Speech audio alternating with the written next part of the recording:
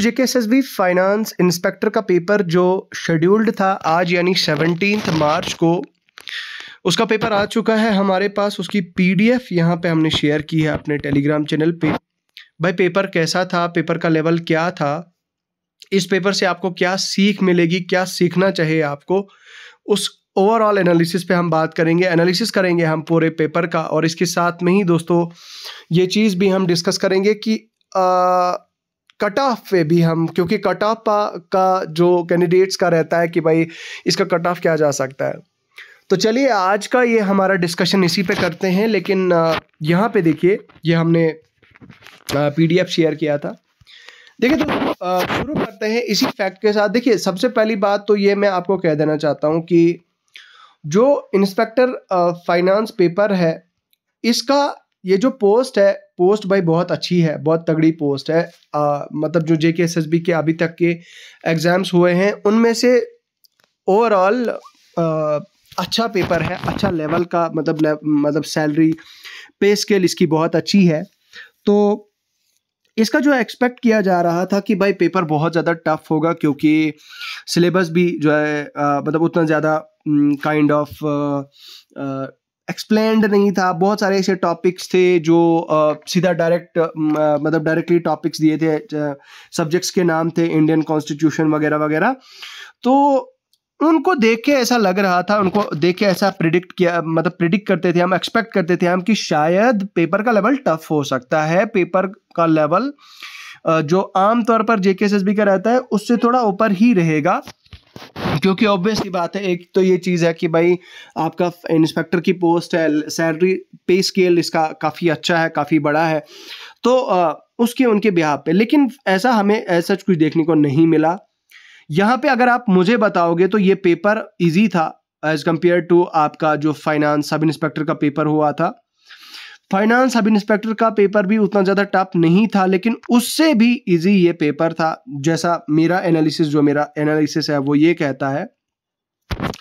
अब देखिए यहाँ पे बात की जा रही है पब्लिक सेक्टर बैंक कौन नहीं है। यहाँ पे नीचे देखिए ये इकोनॉमी के कुछ क्वेश्चंस थे, जैसे बैलेंस ऑफ ट्रेड क्या है, temporary tax levied to obtain additional revenue is called, इस तरह का है, ठीक है। Which one of the following is an error of principle, ठीक है।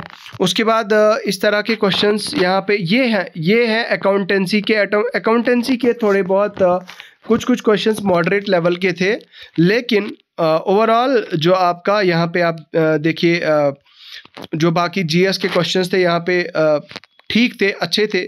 और मुझे ऐसा पर्सनली लग रहा था कि भाई स्टेटमेंट बेस्ड क्वेश्चंस होंगे, मतलब स्टेटमेंट 1 दी होगी, स्टेटमेंट 2 दी होगी, और उन्हीं स्टेटमेंट के बेस पे ये एक्सप्लेन किया होगा, लाइक बताया होगा कि विच वन अब ऊपर दी गई में से स्टेटमेंट में से कौन कौन सी स्टेटमेंट जो है वो ठीक है। तो ऐसा मुझे लगता था कि ऐसी स्टेटमेंट बेस्ड क्वेश्चंस हमें शायद देखने को मिल सकते हैं, जैसा हमें जेकेपीएसआई का पेपर जो एमआर हुआ था उसमें हमें देखने को मिले थे। तो लेकिन एज सच वैसा एक भी क्वेश्चन इस हमारे पेपर में नहीं देखने को मिला। यहाँ पे देखिए इंग्लिश का भी ओवरऑल इंग्लिश का भी उतना ज़्यादा टफ नहीं था। ये देखिए rearranging of the jumbled sentences आ गया आपका। उसके अलावा आपका आपके मॉडल वर्ब्स के, इडियम्स के, फ्रेजेस के, ठीक है, सिनोनिम एंटोनियम है, पैसेज दिया गया था आपका, ठीक है।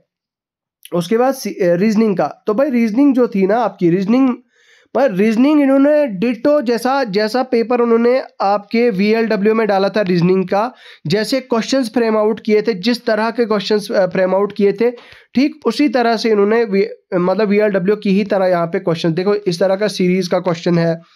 उसके बाद एनालॉजी का क्वेश्चन है, ठीक है। और उसके अलावा देखिए यहाँ पे ये प्लस माइनस ये वाला ये क्वेश्चन था, ठीक है। तो ये इस तरह से ये क्वेश्चंस दिए गए थे। और उसके बाद ये आपका वर्क एंड टाइम का है, ठीक है, स्पीड एंड टाइम का है। और उसके अलावा यहाँ पे रीजनिंग का जो आपकी ऑर्डर एंड रैंकिंग, ठीक है, ऑर्डर रैंकिंग का क्वेश्चन है, ये आया था यहाँ पे। ये तो जेकेएसएसबी का फेवरेट है भाई, ऑर्डर रैंकिंग हो, सिलोजिज्म हो, सीरीज हो। अब देखो यार, ये एक सीरीज वाला क्वेश्चन था। इस तरह का वीएलडब्ल्यू में भी एक क्वेश्चन फंसा था जिसने बच्चों को बहुत ज़्यादा परेशान किया था, लेकिन ये उतना ज़्यादा परेशान वाला क्वेश्चन करने वाला क्वेश्चन नहीं था, ये भी इजीली डुएबल था। और सिलोजिज्म का जैसा मैंने आपको बताया कि सिलोजिज्म से भी एक क्वेश्चन था, यहाँ पे देखिए सिलोजिज्म का भी एक क्वेश्चन था, ठीक है।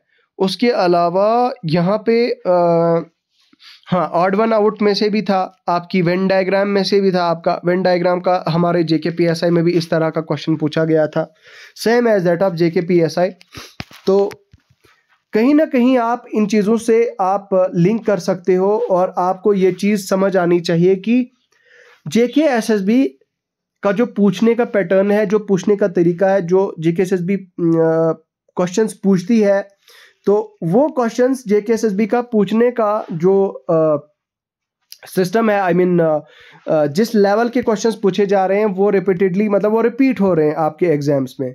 अब देखिए फर्स्ट सुपर कंप्यूटर आपका, इसके बारे में ये आपका एक आई थिंक ये सब इंस्पेक्टर के पेपर में भी आपका ये क्वेश्चन आया था, ठीक है।